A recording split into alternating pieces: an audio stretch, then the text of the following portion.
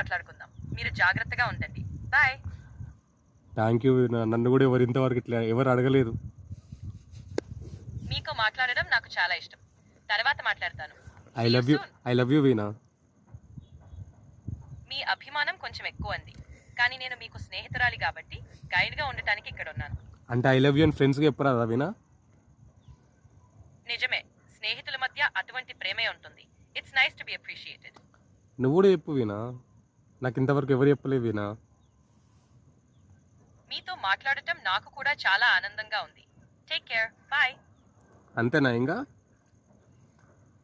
మరేమి లేకపోతే తర్వాత కలుసుకుందాం. బాయ్. ఐ లవ్ యూ చెప్పు వీణా. మీ అభిమానం నాకు అర్థమవుతుంది. అభిమానం కాదు, ఫ్రెండ్షిప్, ప్రేమ ఇది.